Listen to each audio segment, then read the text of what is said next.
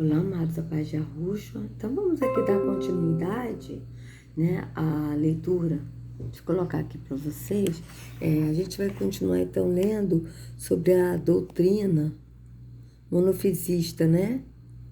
Que a gente parou por aqui, né? Monofisista. Então, vamos lá. Acho que assim tá bom. Então, é-nos, contudo, necessário conhecer essa doutrina tão perniciosa quanto sutil. Mono, em grego, quer dizer uma, physis quer dizer natureza. Após a derrota, em 431, no Concílio de Éfeso, do nestorianismo, que afirmava que em Nosso Senhor existiam duas naturezas, mas também duas pessoas. Alguns alexandrinos, querendo humilhar os derrotados nestorianos antioquinos, começaram a afirmar que em Nosso Senhor existia uma pessoa, mas também uma única natureza. Diziam estes que, antes da encarnação, se podia falar em duas naturezas distintas, divina e humana, mas que depois da encarnação as duas naturezas teriam se fundido. Cristo, eu vou ler como está aqui, tá, amados? Cristo procederia ex duabus naturis, mas não estaria subsistindo em diabus naturis. Teria uma só natureza composta das duas, mas que na realidade a humana teria sido absorvida pela infinita pessoa do Verbo de Deus. Então vocês vejam bem, Fer, página 60. Ele aqui está falando o seguinte, que Cristo, né, que Jesus, ele teria duas naturezas, a humana e a divina, e que a natureza humana, após a encarnação, ela foi absorvida pela infinita pessoa do Verbo de Deus, ou seja, que ela não deixou de ser humano, e sendo que isso aí está errado, está contra a Escritura, porque o próprio apóstolo Paulo falou, né, que há um só mediador entre Yahu e os homens, e Yahushua é o homem. Então, a gente vê isso bem claro. Então, já foge do que está na Escritura. Isto é perfeitamente incoerente, pois como se poderia falar em duas naturezas antes da encarnação, se a humana ainda não existia? Exatamente, é isso aí. A humana ainda não existia antes da encarnação, antes dele vir em carne aqui, né? A humana só passou a existir quando ele veio em carne, tá certo? Mas ele já existia desde o início, né? Antes da fundação do mundo, ele já existia com o Pai. Todos nós sabemos, e é matéria de fé, que em nosso Senhor Jesus Cristo, estou lendo como está aqui, tá, amados? Existem duas naturezas, perfeitamente distintas, unidas hipotaticamente na pessoa do Verbo. Nosso Senhor Jesus Cristo não é uma mescla intermediária de duas naturezas, pois não pode existir uma natureza composta de uma divina e outra humana. Os teólogos posteriores explicam que resultaria impossível a união da divindade e da humanidade numa única natureza mesclada de ambos, pois a divina é imutável, é absolutamente simples e não pode deixar de ser o que era e passar a ser outra coisa, nem pode ser parte de uma natureza composta. Ademais, tal união iria contra a fé, pois Cristo já não seria Deus e tampouco seria verdadeiro homem, mas sim outra coisa. Veja, Yahushua não é Deus, tá? Então vocês vejam bem que aqui já está fugindo da Escritura. Alguém poderia perguntar, qual a importância de afirmar uma ou outra doutrina? Basta ter fé em Deus. Afinal, que consequências podem trazer essas doutrinas? Podem trazer consequências graves, sim. Sabe por quê, amados? Porque o próprio Yahushua disse, se aquele que crê em mim, como diz a Escritura, do seu interior fluirão rios de água viva. Mas tem que crer como diz a Escritura. O problema é que a pessoa crê como diz a doutrina da Trindade. Crer como diz os bispos que decidiram, nesse concílio de Calcedônia, a natureza divina, a natureza de Jesus. Então, vocês vejam, Se eles creem que Yahushua é Deus, Yahushua não é Deus. Ele é divino, ele tem a divindade, ele tem a natureza do Pai. Mas ele não é Yahu. Ele não é o Pai. Tanto que ele disse, eu e o Pai somos um. Ele nunca disse, eu sou o Pai. Mas ele disse, eu e o Pai somos um. Somos um o quê? No entendimento do Espírito, na natureza divina. Agora, não é que ele é o Pai, é a mesma coisa. Nós, quando somos gerados, nós temos a genética do nosso pai e da nossa mãe. Então, nós puxamos o nosso pai e a nossa mãe. Mas não é por isso que nós somos o nosso pai e a nossa mãe. Eu, por exemplo, eu puxei meu pai. Eu pareço muito com meu pai. Mas não é por isso que eu vou dizer que eu sou Mariano, que é o nome do meu pai. Eu sou Elisete, mas pareço com o Mariano, que é meu pai, que era meu pai, que já é falecido. Entende? Então, a gente vê bem claro isso, que Yahushua, ele é um e ele é homem, e ele tinha a natureza do pai, tá certo? Ele tinha a natureza do pai, ele possuía o espírito do pai, ele foi cheio do espírito e é até hoje, mas nem por isso ele é o pai. Então, ele é o homem, ele sofreu como homem, ele foi tentado como homem, mas nunca pecou. Ele veio encarnado, né? Ou seja, encarnado assim, tipo, em carne, né? Que eles falam encarnado aqui, quer dizer, em carne, habitou entre nós, mas foi o verbo Yahushua que veio em carne e habitou entre nós, não foi Yahu. Porém, Yahu estava nele, por quê? Porque ele foi gerado pelo Espírito, ele foi concebido pelo Espírito.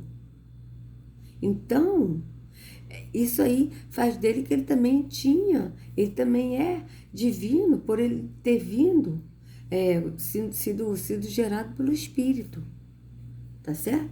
Mas ele é homem cheio do Espírito do Pai, ele foi gerado pelo Pai, então ele é divino e humano, mas ele não é Deus. É isso que as pessoas precisam entender, ele não é Deus, ele não é o Pai. Tanto que ele disse, eu e o Pai somos um. O Pai me enviou. O Pai é maior do que eu. Então, vocês vejam que ele nunca falou que ele é o Pai. Entende? Adorarei somente ao Pai e só a ele darás culto, prestarás culto. Foi isso que ele disse.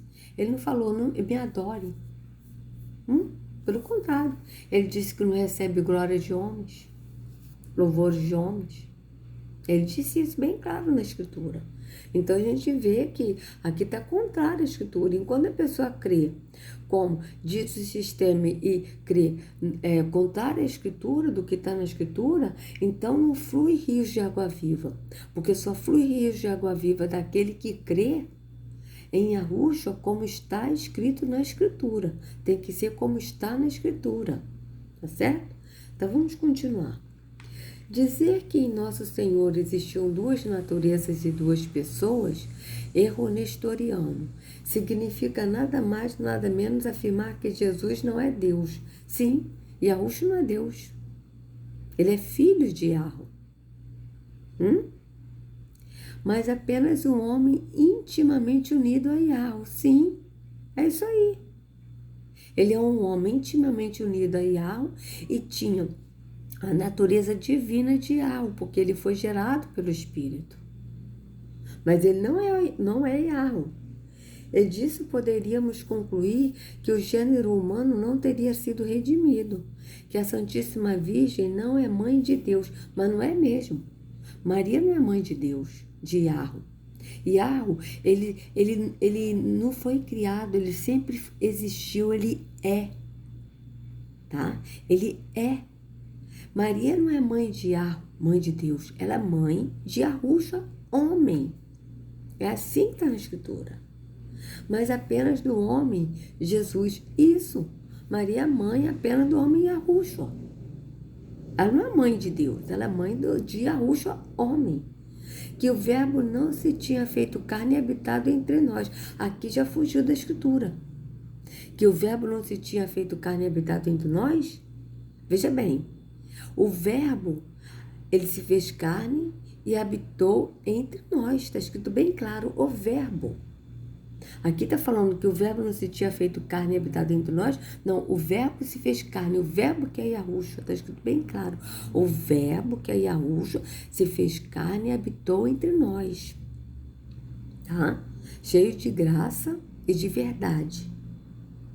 Tá sim. E ainda diz mais que, ainda diz assim que aquele que confessa que Yahushua veio em carne, esse procede do espírito de Yahweh. Aquele que confessa que Yahushua veio em carne, não é aquele que confessa que Yahweh veio em carne, não. Mas é aquele que confessa que Yahushua veio em carne. Está bem claro na escritura. Veja como é que aqui, ó, o verbo não se tinha feito carne, veja bem. Aqui ele fugiu da escritura, amados, veja bem. Olha, acho que é João 1. Vamos ver. Ó, no princípio era o verbo, e o verbo estava com Yahweh, e o verbo era Yahweh.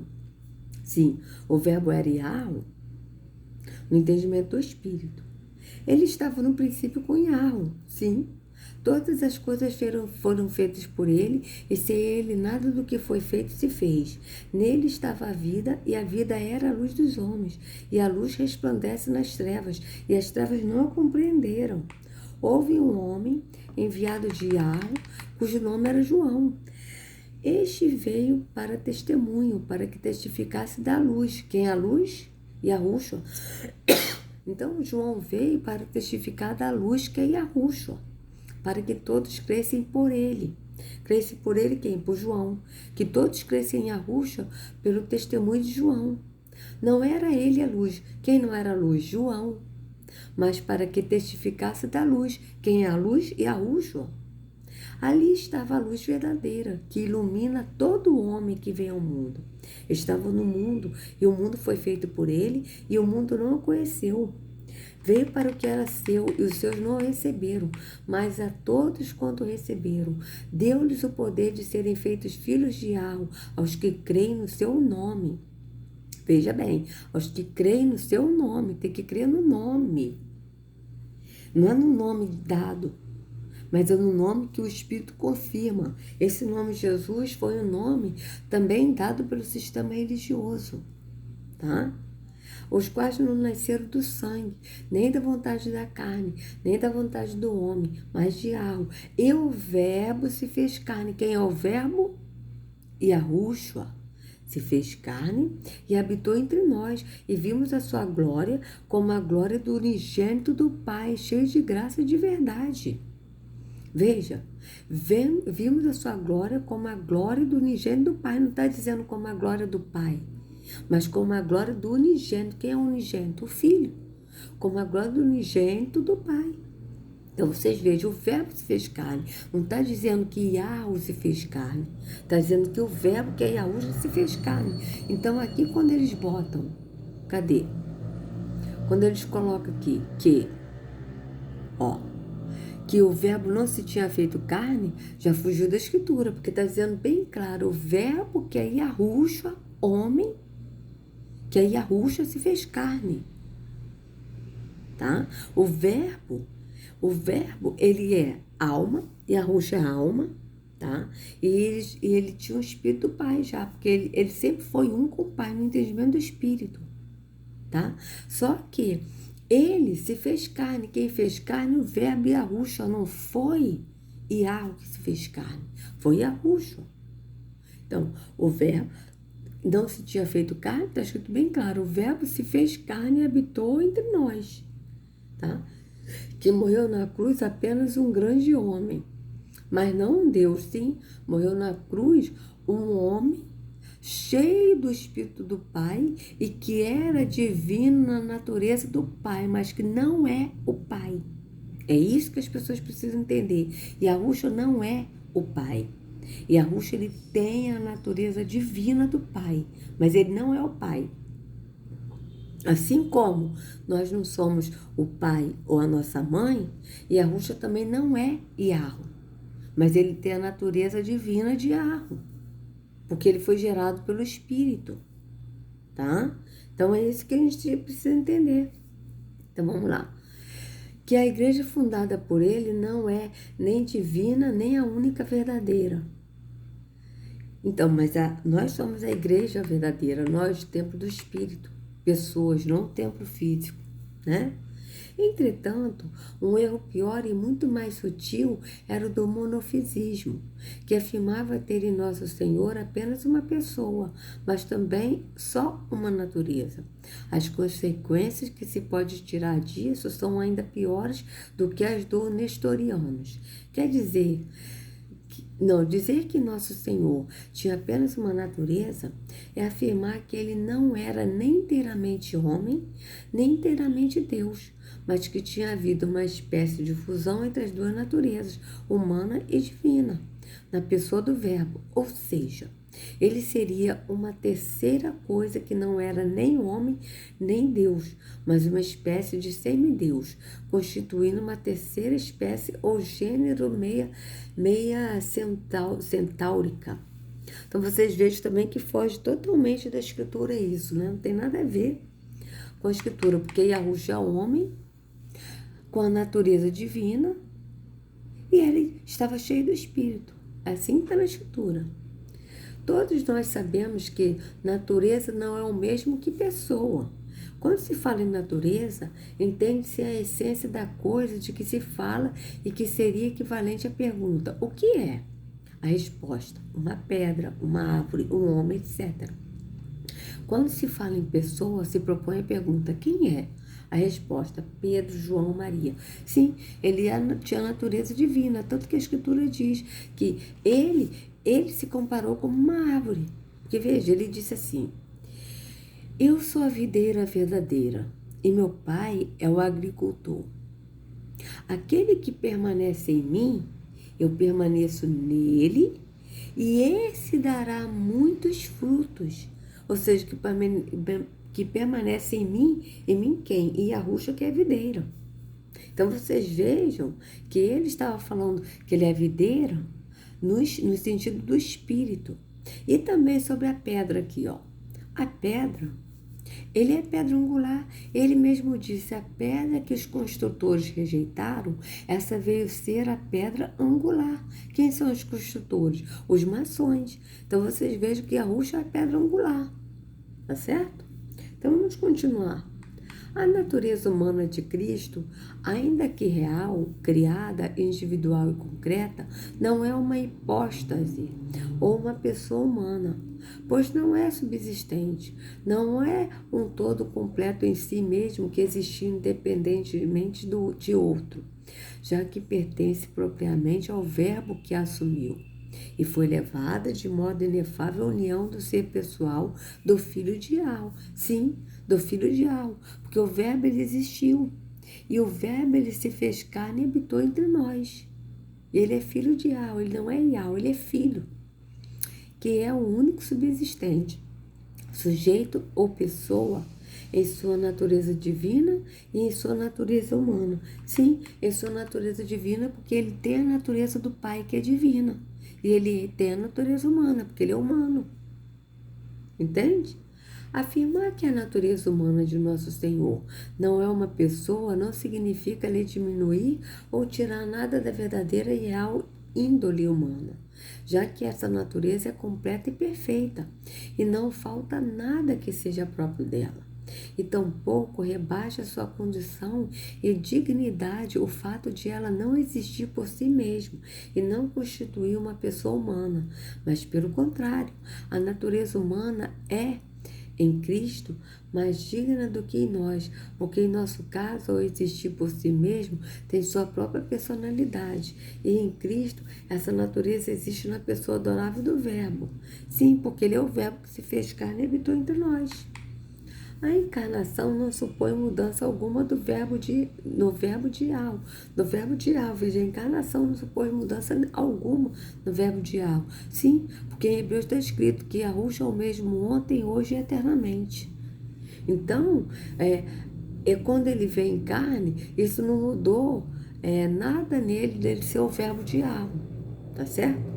Somente se dá a mudança na natureza humana. Esta mudança consiste no fato de começar a existir elevada a união pessoal com o Verbo.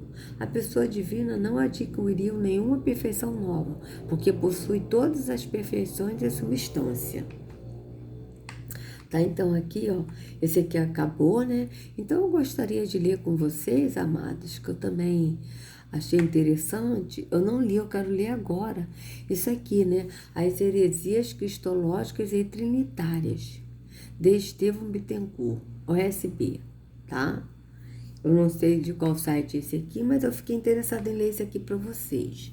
Então vamos lá. Após verificar que o Filho de Deus é verdadeiro Deus como o Pai e o Espírito Santo, a atenção dos teólogos devia voltar-se mais detidamente para a questão: como Jesus pode ser autêntico Deus e autêntico homem? Como se relacionam entre si a divindade e a humanidade de Jesus? A resposta a essa pergunta exigiu grande esforço por parte dos estudiosos, que a formularam em 4 etapas. Vocês vejam que ele está falando que Jesus é autêntico Deus. Ele é autêntico na divindade, né? Na natureza divina do Pai, mas ele não é o Pai, mas ele tem a natureza do Pai. Tá? É isso que as pessoas não conseguem entender. A fase apolinarista, a fase nestoriana, a fase monofisita, a fase monotelita. Então vamos ver aqui quais são essas fases aí de todas essas doutrinas aí da Trindade, né? A seguir estudaremos as 3 primeiras etapas, as 3 primeiras dessas etapas. O apolinarismo. Em plena controvérsia ariana, o bispo Apolinário de Laodiceia, Síria, 310-390, mostrava-se fervoroso defensor do credo niceno contra os arianos, mas afirmava que em Cristo a natureza humana carecia de alma humana. Tomava ao pé da letra as palavras de São João 1,14: o Logos se fez carne. Então, o Logos que a gente leu, o verbo, né? Se fez carne. Entendendo carne no sentido estrito, com exclusão de alma. O Logos de Deus faria as vezes de alma humana em Jesus, isto é, seria responsável pelas funções vitais da natureza humana assumida pelo Logos. Os argumentos em favor desta tese eram os seguintes: 2 naturezas completas, divindade e humanidade, não podem tornar-se um ser único se Jesus estivesse. Ele teria 2 pessoas ou 2 eu, o que seria monstruoso. Além disto, dizia: onde há um homem completo, há também o pecado. Ora, o pecado tem origem na vontade. Conseguinte, Jesus não podia ter vontade humana nem a alma espiritual, que é a sede da vontade. Apolinário expôs suas ideias no livro Encarnação do Verbo de Deus, que ele apresentou ao imperador Joviano e que os seus discípulos difundiram. Foram condenadas no Sínodo de Alexandria em 362, depois pelo Papa São Damaso em 377 e 382 e, especialmente, pelo Concílio de Constantinopla 381. Verificando a oposição que lhe faziam bons teólogos, Apolinário limitou-se a negar a presença de mente, nous, humana em Jesus. São Gregório de Nissa, a morte dele foi em 394, né? E outros autores lhe responderam mediante belo princípio: o que não foi assumido pelo Verbo não foi redimido. O que quer dizer? Deus quer santificar e salvar a natureza humana pelo próprio mistério da encarnação ou pela união da divindade com a humanidade. Se, pois, a humanidade estava mutilada em Jesus, ela não foi inteiramente salva.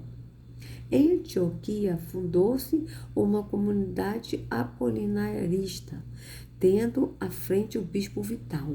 Por volta de 420, esta foi reabsorvida pela Igreja Ortodoxa, mas nem todos os seus membros abandonaram o erro, que reviveu, de certo modo, na heresia monofisita, monofisita.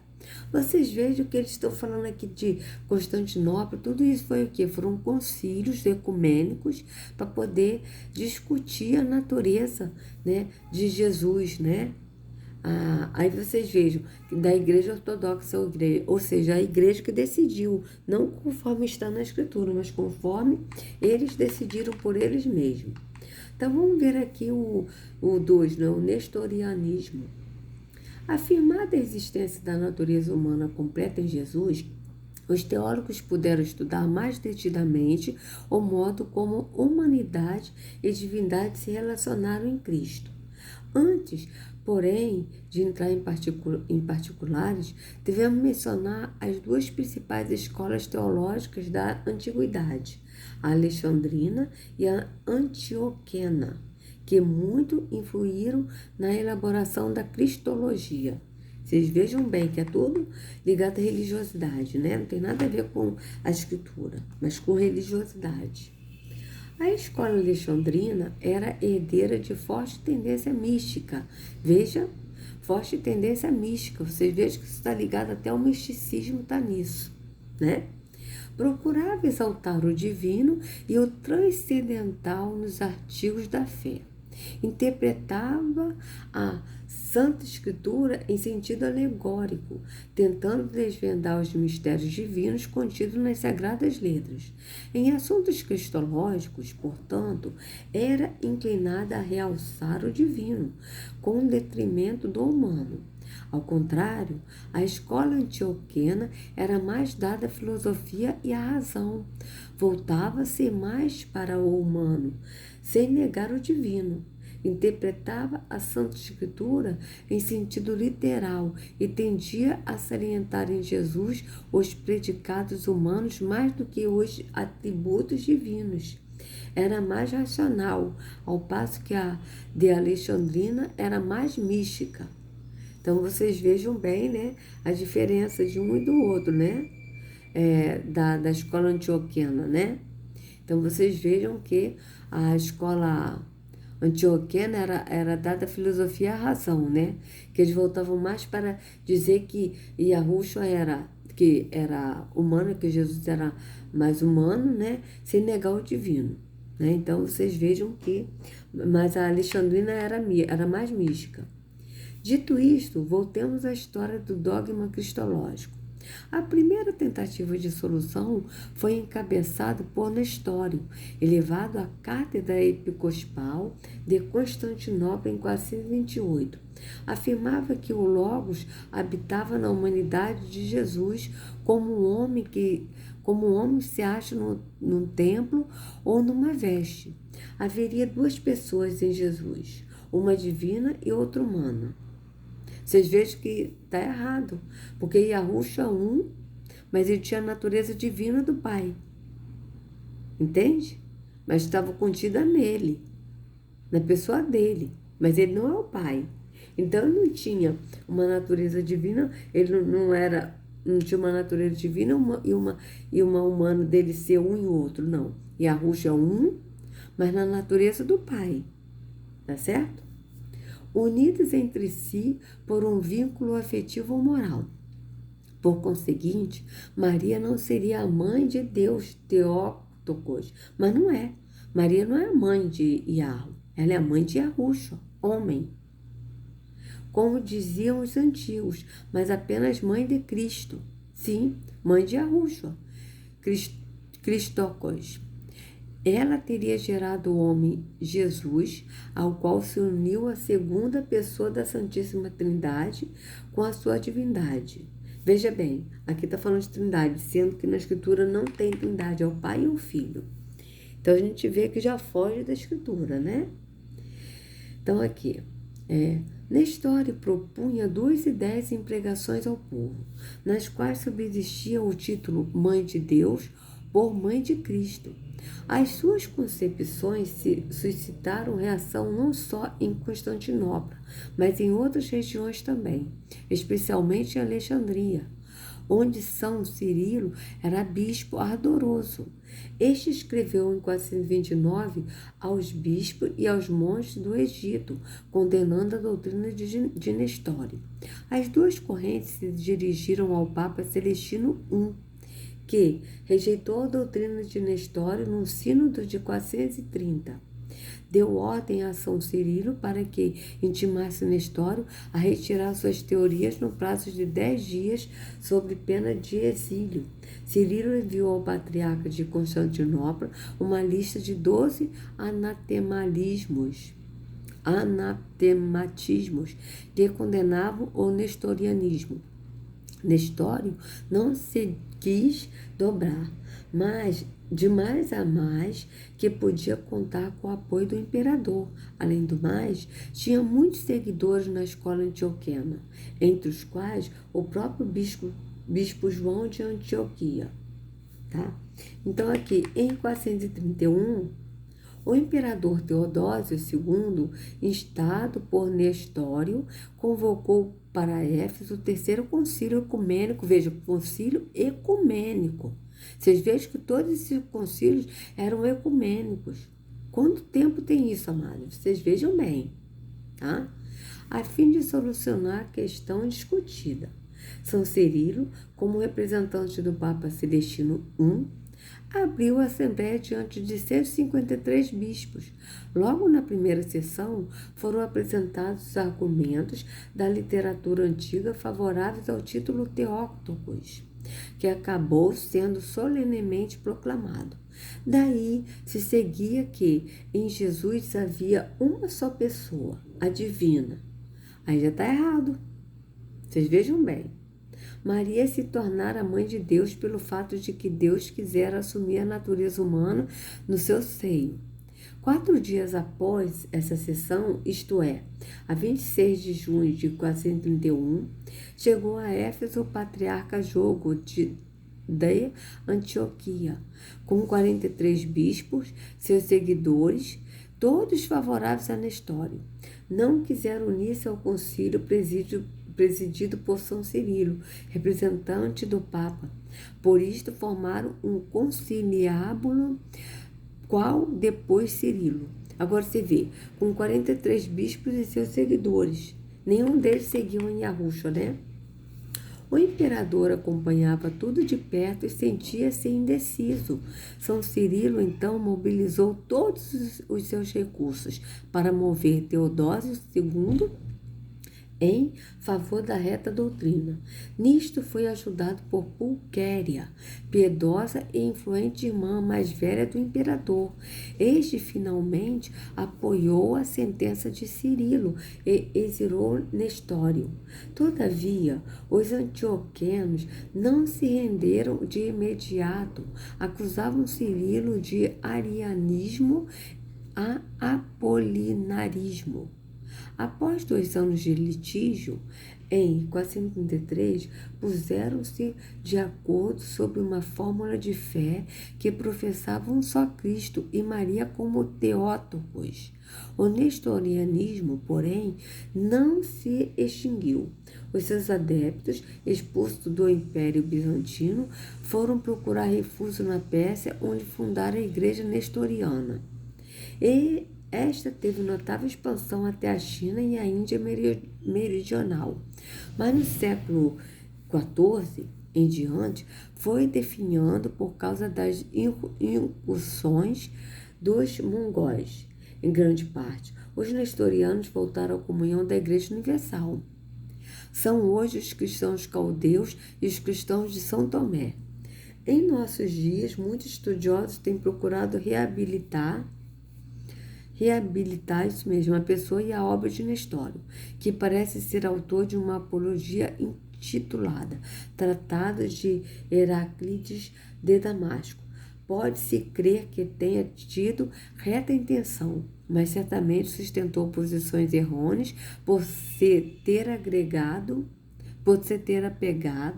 demasiadamente à escola antioquena. Então vocês vejam que aqui ele está falando que Jesus ele era simplesmente divino, né? Então eu vou encerrar aqui essa primeira parte do vídeo, né? Esse vídeo de hoje, aliás, né? Esse vídeo, e vou dar continuidade no próximo vídeo, tá? E que eu já vou gravar agora, lendo aqui sobre o monofisismo, tá? Então, se vocês gostaram do vídeo, né? Por favor, dê like, compartilha, se inscreva no canal, acione o sininho para receber notificações do YouTube. Sejam livres de todo engano das trevas, em nome de Yahushua. Não sigam a homens, sigam ao único pastor Yahushua. Até a próxima.